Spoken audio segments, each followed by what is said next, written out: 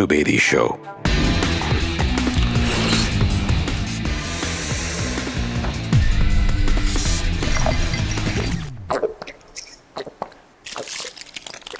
अब हरेक 2.25 litre स्प्राइटसँग 2 PM अकबरे chicken noodles सित्तैमा।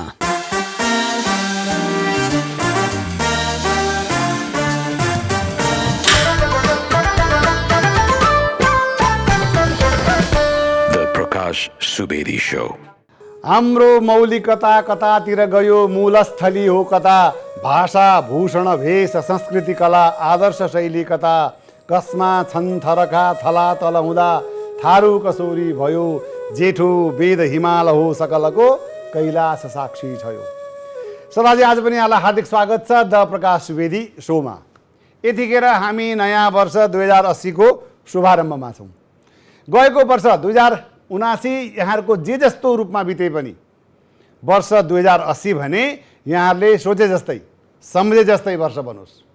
यहाँका रोकिएका अधुरा र राम्रा कामहरू ती सबै पुरा हुन्, परिवारमा सुख शान्ति र समृद्धि छाओस्, टुटेको नाता र फुटेको घर फेरि जोडियोस्।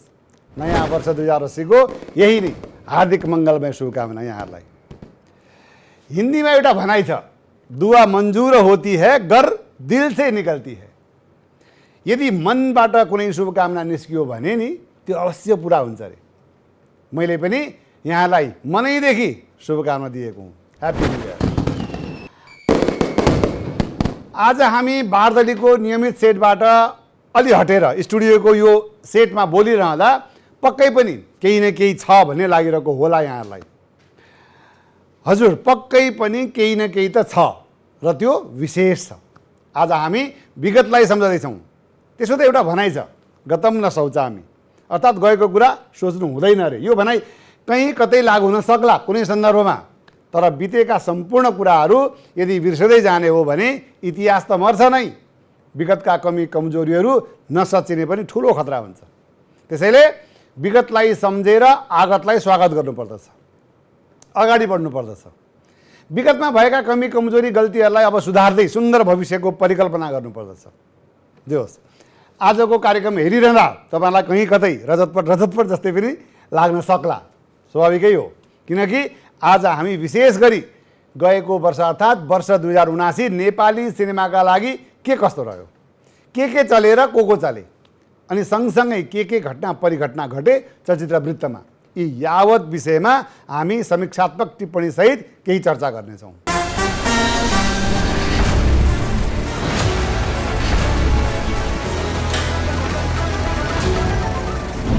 केही वर्ष यता कोरोना महामारीबाट थङथिलो बनेको नेपाली चलचित्र क्षेत्र वर्ष 2079 आएर केही भए पनि आफूलाई तङ्ग्राउन भने सफल भएको देखिन्छ।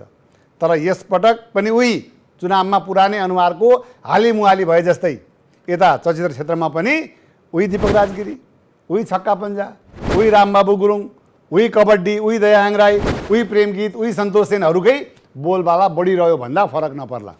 यसर्थ सृजनाभन्दा पनि ब्रान्ड चलेको देखियो वर्ष 2079 मा। त्यसो त यो वर्ष नाम चलेका र नामै नसुनेका गरी लगभग 50 वटा जति चलचित्रहरू प्रदर्शनमा आए, जसमध्ये रामबाबु गुरुङको कबड्डी 4 द फाइनल म्याच र दीपक राजगिरीको छक्का पञ्जा 4 ब्लकबस्टर साबित भए भने सन्तोष सेनको प्रेमगीत 3 र निर्देशक प्रदीप भट्टराईको महापुरुष भने सुपरहिट चलचित्रका रूपमा सूचीकृत हुन पुगेका छन्। यसै गरी निर्देशक दिपेन्द्र लामाको 2 नम्बरी, रामबाबु गुरुङ निर्देशित अर्को चलचित्र फुलबारी, ज्ञानेन्द्र देउजा निर्देशित झिङ्गेदाउ र निर्देशक झरना थापा निर्देशित चलचित्र ए मेरो हजुर 4 पनि वर्ष 2079 का हिट चलचित्रमा गरिन पुगेका छन् भने निर्देशक दिपेन्द्र के खनालको के घर के डेरालाई पनि एभरेज हिट फिल्मका रूपमा हामीले लिएका छौँ। जे होस्, यहाँनिर छुटाउनै नहुने अर्को कुरा चाहिँ के हो भने व्यापारका आधारमा रामबाबु गुरुङको कबड्डी 4 द फाइनल म्याच अहिलेसम्मकै सबैभन्दा बढी ग्रस कलेक्सन गर्ने अर्थात् बढी कमाइ गर्ने चलचित्र बने तापनि समीक्षात्मक दृष्टिकोणमा सुजित बिडारीद्वारा निर्देशित चलचित्र ऐना झ्यालको पुतली भने अब्बल ठहरिन पुगेको छ वर्ष 2079 मा। यस विषयमा हामी एकैछिन पछि सविस्तार चर्चा गर्नेछौँ, तर सबैभन्दा पहिला यो वर्ष कुन चलचित्र चले त? अनुप भट्टराईको सहयोगमा सचित खड्काले तयार पारेको यो रिपोर्ट।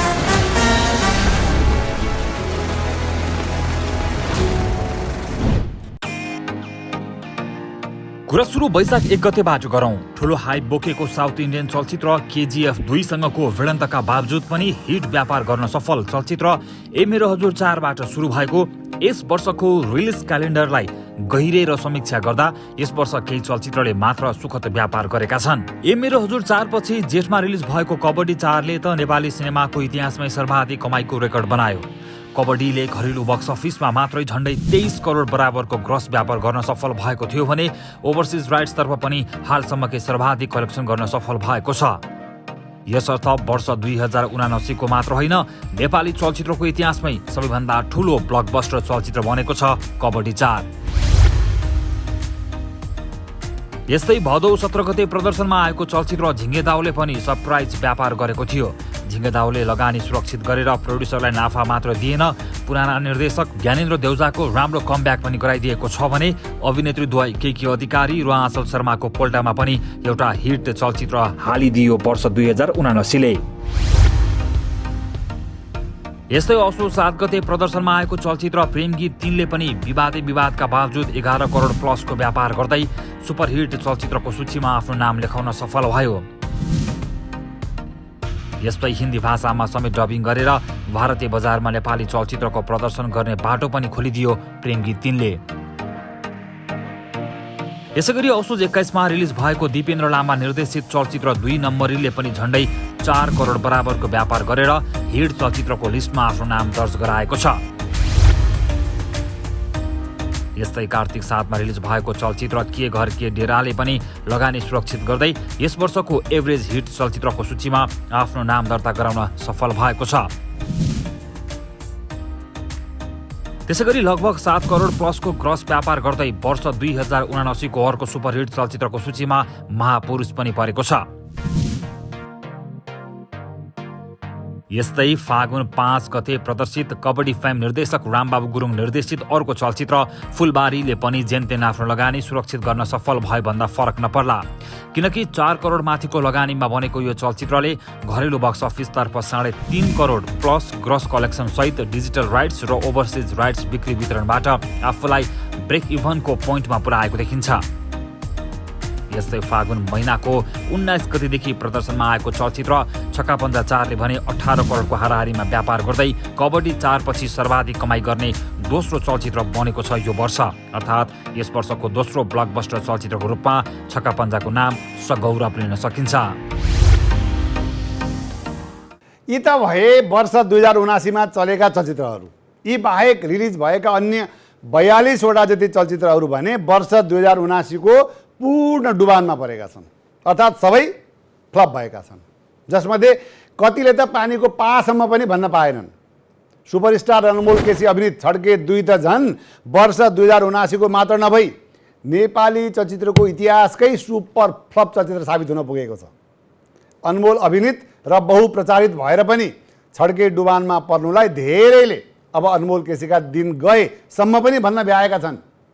यतिसम्म कि कुनै हिरोले आफै स्टाटस लेखी आफ्नो फिल्म फ्लप भएको स्वीकारेको सम्भवतः यो नै पहिलोपटक हुनुपर्छ। झन्डै 3 करोडको लागतमा बनेको छड्के 2 ले अल नेपाल 28 लाखको हाराहारीमा मात्र बिजनेस गरेको देखिन्छ। यद्यपि अनमोलको छड्केको बारेमा यस्तो कुरा आइरहँदा अर्कोतर्फ हामीले के चाहिँ बिर्सनु हुँदैन भने यी तिनै अनमोल हुन् जसको चलचित्र ए मेरो हजुर 4 ले KGF 2 जस्तो साउथको त्यत्रो ठुलो फिल्मसँग जुत्दा पनि लगभग 3.5 करोड जतिको व्यापार गराउन सफल भएका थिए। यसर्थ अनमोललाई वर्षको फ्लप हिरो भनेर ट्याग दिनु किमार्थ उचित देखिँदैन। जे होस्, यस्तै कुनै समयका हिट हिरो मानिएका आर्यन सिग्देलको चलचित्र डिसेम्बर फल्सको हालत पनि उही छड्के 2 का अनमोलको जस्तै भएको छ भन्दा फरक नपर्ला। आर्यनद्वारा अभिनीत डिसेम्बर फल्सका निर्माता रामप्रसाद रिजालले 10 करोडको व्यापार गर्छ भनेर हाम्रो यही स्टुडियोमा दाबी गरिरहँदा उनको चलचित्रले 35 लाख भन्दा बढी व्यापार गर्न सकेन।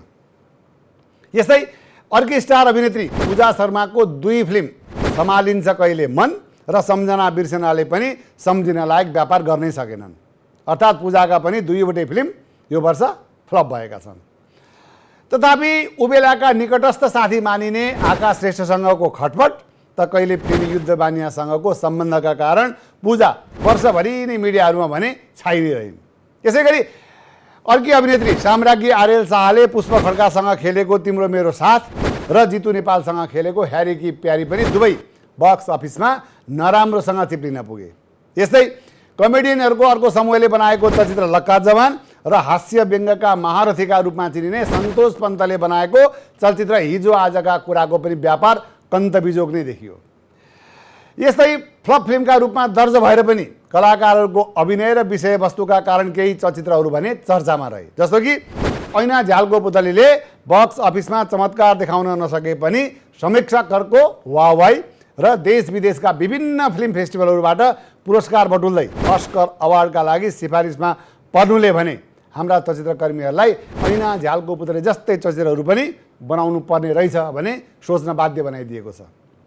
यसै गरी दिपेन्द्र के खनालले निर्देशन गरेको चलचित्र चिसो मान्छेमा अभिनेत्री स्वस्तिमा खड्काले गरेको बेजोड अभिनयले पनि यस वर्ष एक प्रकारको छुट्टै क्रिया प्रतिक्रियाहरू पायो।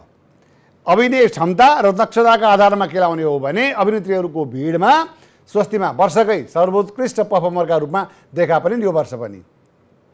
यसै गरी वर्ष 2079मा अभिनेता प्रदीप खड्काको चर्चा प्रेम गीत 3बाट धेरै देखिँदा पनि प्रदीप अभिनीत अर्को चलचित्र प्रकाशमा उठाइएको विषयवस्तु र प्रदीपले गरेको फरक अभिनयको भने सबैले नै मुक्त कण्ठले प्रशंसा गर्न भ्याएका छन्।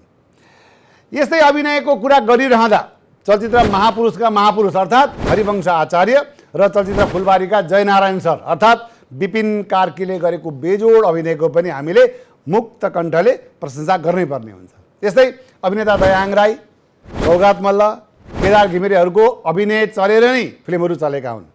त्यसैले यी कलाकारहरूको चर्चा सदैव हुने गरेकै हो। तर नायिकाहरू हकमा कुरा गर्नु पर्दा भने कबड्डी 4का मिरुना मगर र गौमाया गुरुङ, दोखकी दिया मास्के, प्रेमगञ्ज र छक्का पन्जा 4 की बेनिसा हमाल, प्रेमगीत 3 की क्रिस्टिना गुरुङको अभिनयलाई भने हामीले बिर्सनु हुँदैन। हेर्ने जति सबैले यी नायिकाहरूको अभिनयको प्रशंसै गरेका थिए।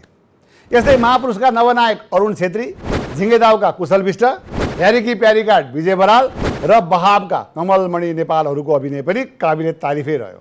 यही वर्ष प्रदर्शनमा आएका तर फ्लप मानिएका अनुप बरालको दोख, खगेन्द्र लामिछानेको पानी फोटो, सुवर्ण थापाको म र सिक्रेट अफ राधाको मेकिङलाई लिएर भने प्रशंसा गर्ने प्रशस्त ठाउँहरू देखिए। यद्यपि यी फिल्महरूमा दर्शक होल्ड गर्ने क्षमता कमजोर हुँदा भने यी फिल्महरूले पानीको पासम्म पनि माग्न पाएनन्।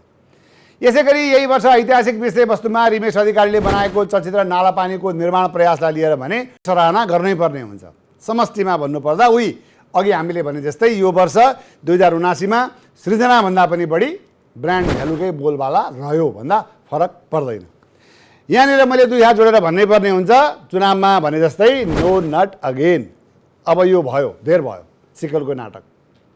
काम कुरो एकातिर कुम्लो बोकी ठिमीतिर भने चाहिँ कथा अर्कोतिर मोडिसक्यो, नाम भने उही छ बजाउनलाई होला होइन त। 2, 3, 4, 5, 6 कति तन्काउने। अब तन्किने रबरले पनि आत्महत्या गर्ने बेला भइसक्यो होला। हेर्नुहोस्, कि त कनेक्ट हुनु पऱ्यो प्रिक्वेल र सिक्वेलको, होइन भने यो अनावश्यक तन्काए भयो बन्द गरौँ।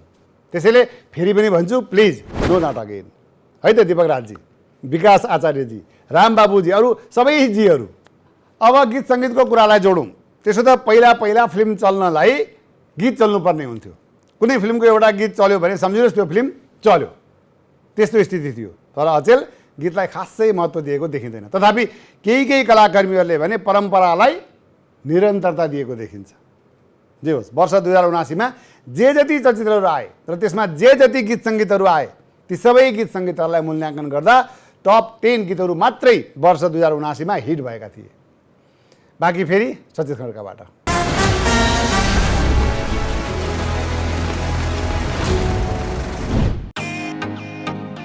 गीत संगीतलाई चलचित्रको अभिन्न अङ्गका रूपमा लिइन्छ। गीत संगीतको लोकप्रियताले चलचित्रको व्यापारमा ठूलो टेवा पुर्याउने गरेका छन् भने कहिलेकाहीँ उल्टो समेत भइदिन्छ। गीत उम्दा चल्दा चलचित्रको व्यापार भने शून्य। वर्ष 2079 पनि चलचित्र हिजो आजका कुराको माया जदौ बोलको गीत लोकप्रियताको आधारमा 100 भन्दा बढी चल्यो। यो गीतको युट्युब भ्युज 26 मिलियन छ। तर यो गीत युट्युबमा 3 वर्ष अघि रिलिज गरिएको हो। विभिन्न कारणले गर्दा चलचित्रको रिलिज पोस्टपोन हुँदै वर्ष 2079 मा रिलिज भएको थियो चलचित्र हिजो आजका कुरा, जसले गर्दा हामीले चलचित्र रिलिज भएको वर्षलाई आधार बनाएर यो गीतलाई वर्ष 2079 मै काउन्ट गर्यौं। यस्तै चलचित्र प्रेम गीत 3 को हर युग होस् बोलको गीतले पनि युट्युबमा 22 मिलियन भ्युज पाएको छ। यो गीत र चलचित्रको कहानी पनि हिजो आजको कुराको जस्तै नै हो। तथापि चलचित्र रिलिज भएको वर्ष र युट्युब भ्युजको आधार मान्दा यो गीत दोस्रो स्थानमा आउँछ। यता यसै वर्ष त्यसमा पनि करिब 2 महिना अघि मात्र रिलिज गरिएको चलचित्र छक्का पञ्जा 4 को दर्शन सलामा बोलको गीतले अहिलेसम्म 17 मिलियन भ्युज पाएको छ। छोटो समयमै यो गीतले अत्याधिक भ्युज पाएको हो र 17 मिलियन भ्युजलाई आधार मान्दै दर्शन सलामा तेस्रो स्थानमा पर्न सफल भएको छ। यस्तै नेपाली चलचित्र इतिहासकै ब्लकबस्टर चलचित्र कबड्डी 4 जुन चलचित्र पनि यसै वर्ष प्रदर्शन भएको थियो र यो चलचित्रको केसरी बोलको गीतले भने युट्युबमा 13 मिलियन भ्युज पाएको छ। 13 मिलियन भ्युज पाउँदै चलचित्र कबड्डी 4 को केसरी बोलको गीत यो वर्षको सर्वाधिक लोकप्रिय गीतहरूको सूचीमा टप 5 भित्र पर्न सफल भएको छ। जे होस्, यसै वर्ष प्रदर्शनमा आएको अर्को चलचित्र बाबरी व्यावसायिक हिसाबले फ्लप चलचित्र बने तापनि बाबरीका 2 गीतहरू भने लोकप्रिय रहे। चुलबुल चुलबुल र बाबरी रङ्ग बोलका 2 गीतले युट्युबमा क्रमशः 11 मिलियन र 9 मिलियन भ्युज पाएका छन्। यस्तै चलचित्र झिङ्गे दाउको आगो बिना बिडी जल्दैन बोलको गीतले करिब 7.5 मिलियन भ्युज पाएको छ भने फुलबारी चलचित्रको माया रहेछ र बोलको गीतलाई 6 मिलियन बढी पटक हेरिएको छ। यस्तै छोटो समयमै बढी लोकप्रिय बनेको अर्को गीत हो चलचित्र छक्का पञ्जा 4 को सिरुपाते जुङ्गा। यो गीतलाई 5.8 मिलियन पटक भन्दा बढी हेरिएको छ भने चलचित्र कृष्णलीलाको अटल बाचा गरे बोलको गीतको पनि करिब 4 मिलियन बढी भ्युज छ युट्युबमा। जे होस्, युट्युबको भ्युज र सामाजिक सञ्जाल टिकटकमा भएको भाइरललाई आधार मान्दै यो वर्ष हामीले सार्वजनिक गरेका गीतहरू नै बढी लोकप्रिय रहे भन्दा फरक नपर्ला। यो वर्ष सर्वाधिक लोकप्रिय हुन सफल यी सम्पूर्ण गीतका सर्जकहरूलाई हार्दिक बधाई एवं शुभकामना। जे होस्, अब कन्ट्रोभर्सीका कुराहरूलाई जोडौँ। त्यसो त नेपाली चलचित्र क्षेत्र र कन्ट्रोभर्सी एक अर्काका पर्याय हुन् भन्दा फरक नपर्ला, किनकि यहाँ सकभर प्रत्येक दिन नत्र प्रत्येक हप्ता त्यो पनि नभए प्रत्येक महिनामा त केही न केही काण्ड घटिरहेकै हुन्छन्, भइरहेकै हुन्छन्, केही न केही विवाद चलिरहेकै हुन्छ र कोही न कोही मुसिरहेकै हुन्छन् त्यस्ता काण्डहरूमा, त्यस्ता विवादहरूमा। वर्ष 2079 मा घटेका प्रमुख घटना र चर्चाहरूबारे हाम्रा सहकर्मी सचित खड्काले तयार पारेको यो अर्को रिपोर्ट अबको क्रममा।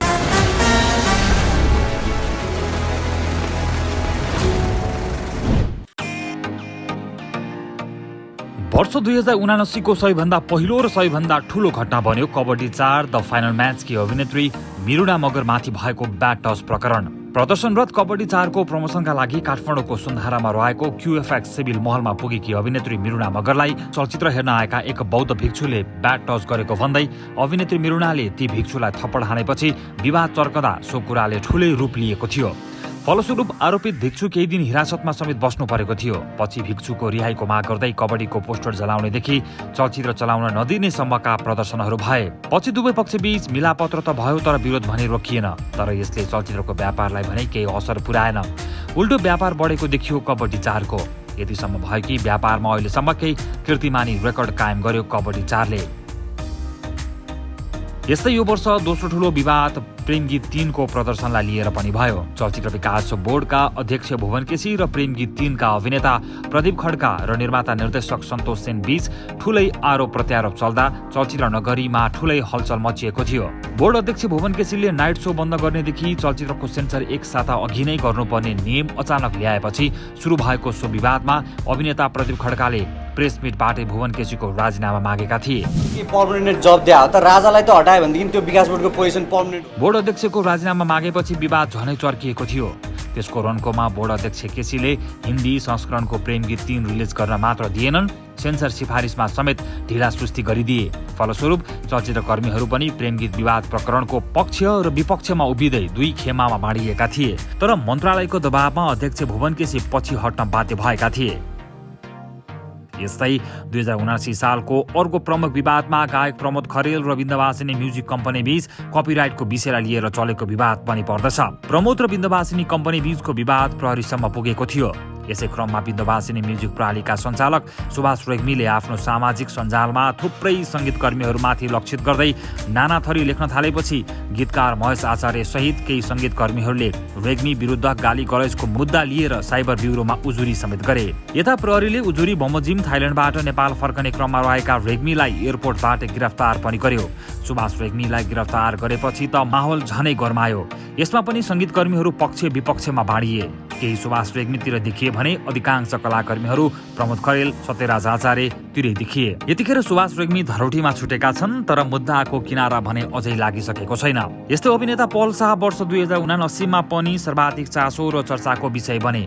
एक नाबालिका गायिकालाई बलात्कार गरेको अभियोगमा नवलपुर जिल्ला अदालतले 2 वर्ष 6 महिना जेल सजाय र 10 लाख रुपैयाँ क्षतिपूर्ति भराउन आदेश दिए पनि त्यस विरुद्ध पल शाह उच्च अदालत पुगेका थिए। उच्च अदालत कास्कीले पनि जबरजस्ती करणी अभियोगमा दाबी नपुगेको भन्दै सफाई दिएपछि पल शाह गत फागुन 15 गते जेल मुक्त भएका थिए। संयोग नै भन्नुपर्छ, 2078 फागुन 15 गते तनहुँ प्रहरी कार्यालयको सम्पर्कमा आएका पल त्यसको ठिक 1 वर्ष अर्थात् 79 फागुन 15 गते नै उनी सम्पूर्ण सफाई पाएर रिहा भएका थिए। पल शाह रिहा त भए, तर रिहा भएसँगै उनले पाएको स्वागत सम्मान तथा आरतीलाई लिएर भने यो त अति भएन र, युद्ध जितेर आएको हो र भन्दै निकै टीका टिप्पणीहरू भएका थिए। तथापि पलको स्वागत यतिमा मात्र सीमित रहेन। आफ्नो गृह जिल्ला पुगेका पल शाहलाई जिल्लावासीले पनि बडो गरमजोशीका साथ स्वागत गरेका थिए। जे होस्, पल यतिखेर आफ्नो काममा फर्किसकेका छन्। 1 वर्षपछिको लामो जेल जीवनपछि पलले केही दिन अघि मात्रै नरेश बुढाथोकीको स्वरमा सजिएको सक्छौ र तिमी म बिना बाँच्न बोलको गीतमा मोडलिङ गरेका छन्। उक्त म्युजिक भिडियोको केही दिन अघि पोखरा र काठमाडौँमा सुटिङ गरिसकिएको छ र अब चाँडै नै चलचित्रमा कमब्याक गर्ने पलको योजना समेत रहेको बुझिएको छ। यसैगरी चलचित्र प्रसाद 2 को कलाकार हेरफेर विवाद, सुटिङ सुरु हुन नपाउँदै रोकिएको विवाद र अन्तमा पुनः सुटिङ सकिएपछि रिलिजको क्रममा निर्माता सुभाष थापा र अर्का निर्माता केशव पाण्डे बीच भएको आर्थिक लेनदेनको विवादले पनि ठूलै रूप लियो यो वर्ष। फलस्वरूप रिलिजको मुखेमा आएर उच्च अदालत पाटनले प्रसाद 2 को प्रदर्शनलाई रोक्यो र निर्धारित मितिमा प्रसाद 2 लाग्न सकेन। तथापि सो आदेशको विरुद्धमा परेको निवेदन उप उच्च अदालत पाटनले फेरि अर्को निर्णय गरिदिएर प्रसाद 2 लाई प्रदर्शनको बाटो खोलिदिएको छ। यतिखेर निर्णयमा भनिएको छ, निर्माण भइसकेको चलचित्रको प्रदर्शन रोक्नु सुविधा सन्तुलनको दृष्टिले पनि उपयुक्त नदेखिएकाले निवेदन माग बमोजिम अन्तरिम आदेश जारी गरिरहनु पर्ने अवस्था देखिएन। यसर्थ यस अदालतबाट मिति 2079 चैत्र 20 मा जारी आपतकालीन अन्तरिम आदेशलाई निरन्तरता दिइरहन परेन। कानुन बमोजिम गर्नु भनेर प्रसाद 2 को प्रदर्शन फुकुवा गरेकाले अब यो चलचित्र सम्भवतः यही वैशाख 15 गतेदेखि लाग्ने प्रसाद 2 का वितरक गोपाल काजी कास्ताले हामीलाई जानकारी गराएका छन्।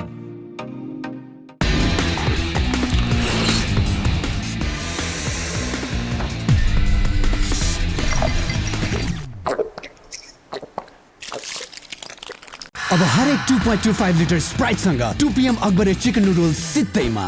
यो वर्ष धुर्मुस तथा सीताराम कट्टेल पनि धेरै विवादमा आएका कलाकारमा पर्दछन्। नदुखेको टाउको दुखाउँदा धुर्मुस विवादमा आएका हुन्।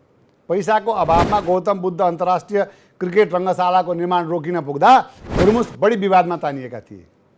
यतिखेर मन्त्री परिषदको निर्णयले धुर्मुसको ऋण तिरिदिने भनेपछि धुर्मुसको मुद्दा लगभग टुङ्गे जस्तो देखिएको छ। तर आज पनि हामी धुर्मुसलाई फेरि पनि त्यही कुरा दोहोऱ्याएर भन्छौँ कि तपाईँले कलाकारिता गरेकै राम्रो। हरिवंश आचार्यपछि हरिवंश आचार्य जस्तै सम्मानमा बोकेको अरू कोही अभिनेता छ भने त्यो तपाईँ हो। त्यसैले अब यो 10 दुनियाँ छोडेर दर्शकलाई पहिला जसरी मनोरञ्जन दिँदै आउनुभएको थियो त्यही काममा फर्कदा वा लाग्दा तपाईँ हाम्रो सबैको भले हुनु देखिन्छ है त। जे होस्, यो वर्ष धेरै कलाकारहरू विवाह बन्धनमा पनि बाँधिए, केहीको डिभोर्स पनि भयो, कतिले प्रेम सम्बन्ध छताछुल्ल पनि पारे, त कतिले भएको रिलेसन ब्रेकअप पनि गरे। त्यसर्थ म सदैव भन्ने गर्छु नि कि हाम्रो क्षेत्रमा भनेको मतलब चलचित्र क्षेत्रमा कसैसँग चक्कर चल्नु, घुम्न जानु, मन मिलेसम्म लिभिङ टुगेदरमा बस्नु, नमिलेको दिन ब्रेकअप हुनु, फेरि प्याचअप हुनु, विवाह हुनु, डिभोर्स हुनु, यी सब सामान्य प्रक्रिया चाहिँ मानिन थालेका छन् अचेल। वर्ष 2079 मा पनि यस्ता घटना परिघटनाहरू प्रशस्तै भए। अर्को एउटा रिपोर्ट।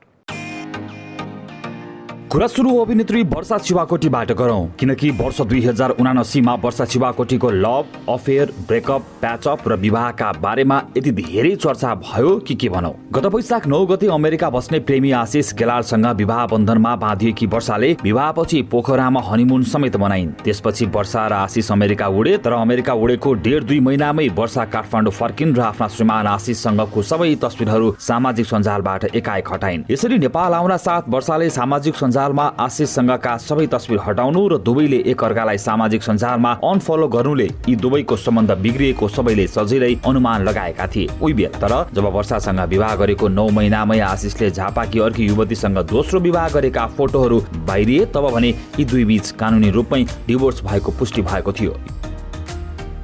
यस्तै वर्षा शिवाकोटीको विवाह भएको एक दिन अघि अर्थात् वैशाख 8 गते भने अर्की अभिनेत्री केकी अधिकारीको पनि विवाह भएको थियो। केकीले पनि आफ्नो लामो समयदेखिको प्रेम सम्बन्धलाई विवाहमा परिणत गरेकी थिइन्। हाम्रो बजार.com का व्यवसायी प्रेमी रोहित तिवारीसँग केकीले लगनगाँठो कसिरहँदा आफू नजिकका केही सीमित चलचित्र कर्मीहरूलाई मात्र बोलाएकी थिइन्। यसर्थ केकीको विवाह एक रूपले गुपचुपमै सम्पन्न भएको थियो भन्दा फरक नपर्ला। यस्तै अर्की अभिनेत्री निता ढुङ्गानाले पनि यसै वर्ष विवाह गरेकी हुन्। अभिनेता तथा युवा ज्योतिष हरिहर अधिकारीसँगको लगभग 2 वर्ष लामो प्रेम सम्बन्धलाई निताले गत असार 24 गते विवाहमा परिणत गरेकी थिइन्। काठमाडौँको 5 तारे होटल याक्यान यतिमा सम्पन्न निता हरिहरको वैवाहिक कार्यक्रममा भने उनीहरू निकट केही फिल्म कर्मीहरू मात्र उपस्थित भएका थिए। तथापि बिहे भोजमा भने निता हरिहरले सबै चलचित्र कर्मीहरूलाई बोलाएका थिए। यो जोडी यतिखेर आफ्नो होम प्रोडक्सनको चलचित्र रसो दीर्घको पोस्ट प्रोडक्सनमा व्यस्त छ। यस्तै यसै वर्ष अभिनेत्री सुरक्षा पन्त र अभिनेता तथा निर्देशक मानव सुवेदी पनि विवाह बन्धनमा बाँधिएका छन्। गत फागुन 25 गते चितवनको एक रिसोर्टमा दुवै पक्षका सीमित पारिवारिक सदस्यहरूको उपस्थितिमा यी दुवैले लगन गाँठो कसेका थिए। विवाहको एक दिन अघि औँठी साटासाट गरेका थिए सुरक्षा र मानवले। करिब 6-7 वर्ष पुरानो आफ्नो प्रेम सम्बन्धलाई विवाहमा परिणत गरेका सुरक्षा र मानवले केही म्युजिक भिडियोमा समेत सहकार्य गरिसकेका छन्। यस्तै अभिनेता शरण बस्नेतले पनि यसै वर्ष लगन गाँठो कसेका हुन्। गत मङ्सिर 12 गते आफ्नी प्रेमिका करिश्मा केसीसँग विवाह बन्धनमा बाँधिएका सलोन र करिश्माको विगत 2 वर्ष लामो प्रेम सम्बन्ध रहेको थियो। सलोन पत्नी करिश्मा नेपाल एयरलाइन्समा एयर होस्टेसका रूपमा कार्यरत छिन्। सलोन र करिश्माको विवाहमा भने सबै कलाकर्मीलाई बोलाइएको थियो। यस्तै अर्का निर्देशक नारायणपुरी पुत्र सम्यम पुरीले पनि आफ्नो लगभग 8 वर्ष लामो प्रेम सम्बन्धलाई यसै वर्ष विवाहमा परिणत गरेका थिए। गत मङ्सिर 16 गते हायत होटलमा अभिनेता सम्यमले आफ्नी प्रेमिका अभिनेत्री आसमा डिसीसँग विधिवत रूपमा विवाह गरेका थिए। यी दुई केही समय यता अमेरिका बस्दै आएका छन्। सम्यम र आसमाले चलचित्र आवास र 9 नबुल 3 मा सँगै काम गरेका थिए। यस्तै हैट उपनामले चिनिने कलाकार बुद्धि तामाङले पनि यसै वर्ष अर्थात् गत असोज 6 गते विवाह गरेका थिए। मकवानपुरकी अनु थिङसँग मागी विवाह गरेका बुद्धि तामाङको विवाह तामाङ परम्परा अनुसार सम्पन्न भएको थियो कौसटारको एक पार्टी प्यालेसमा।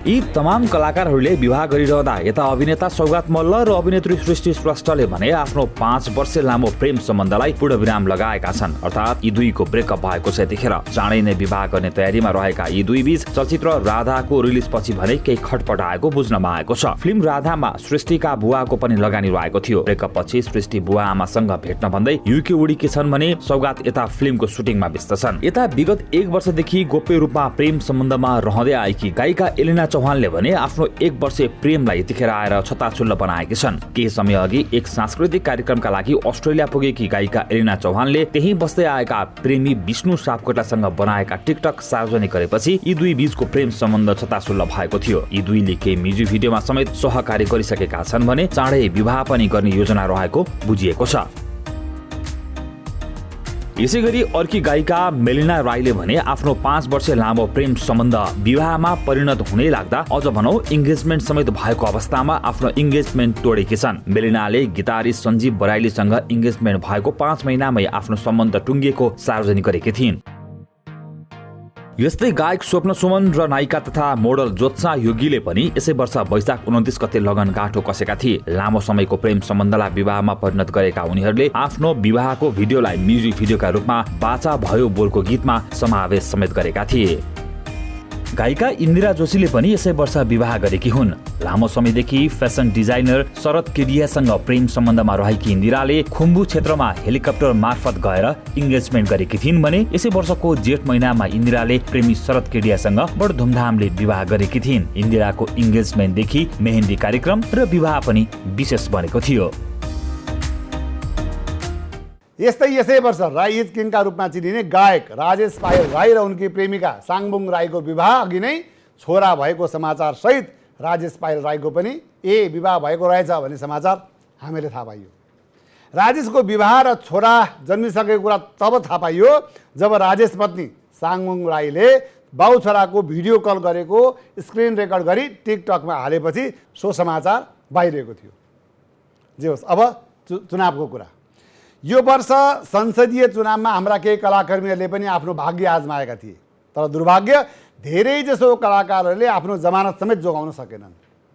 यसै सम्बन्धी सहकर्मी श्रेयस भट्टराईको अर्को एउटा रिपोर्ट अबको क्रममा।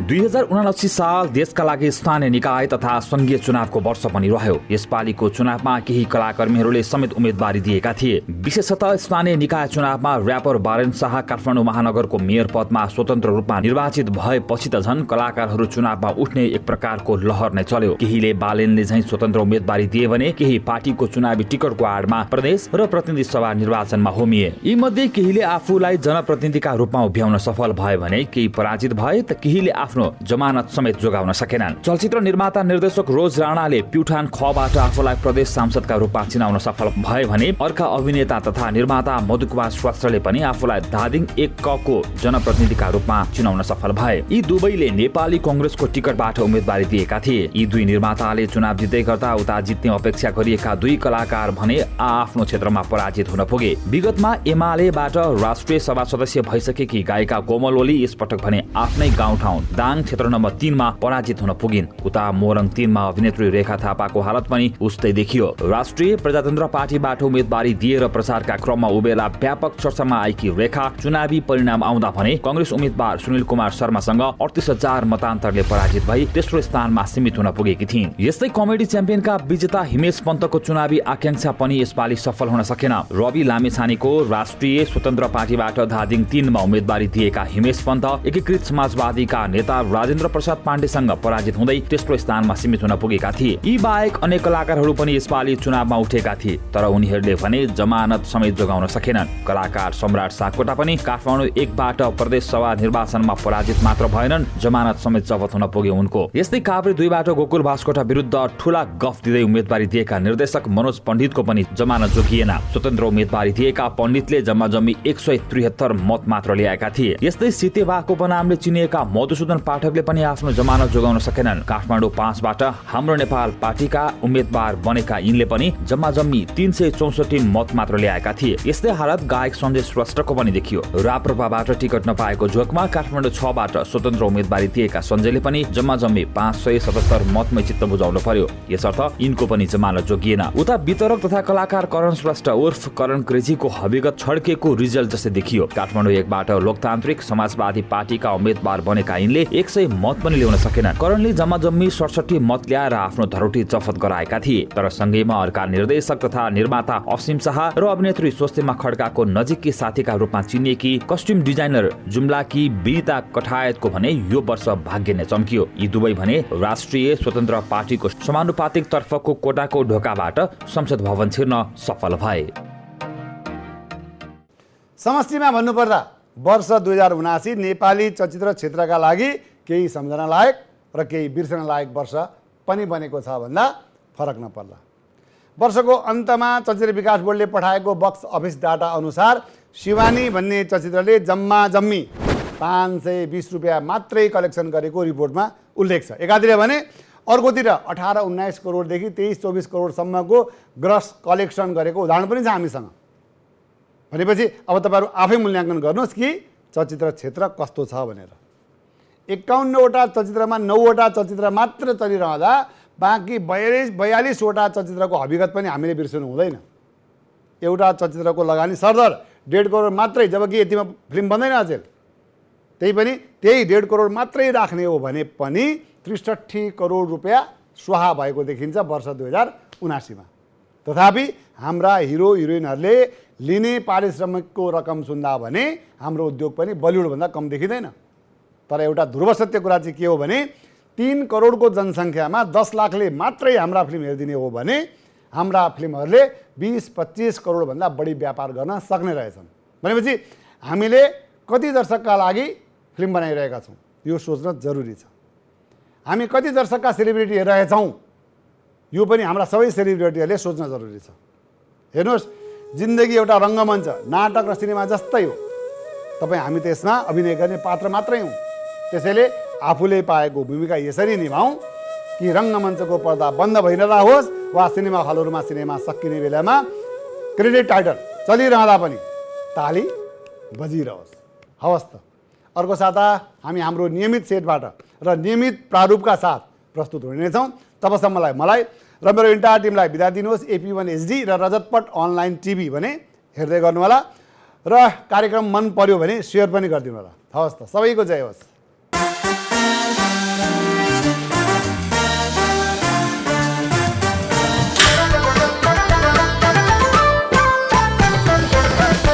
The Prakash Subedi Show.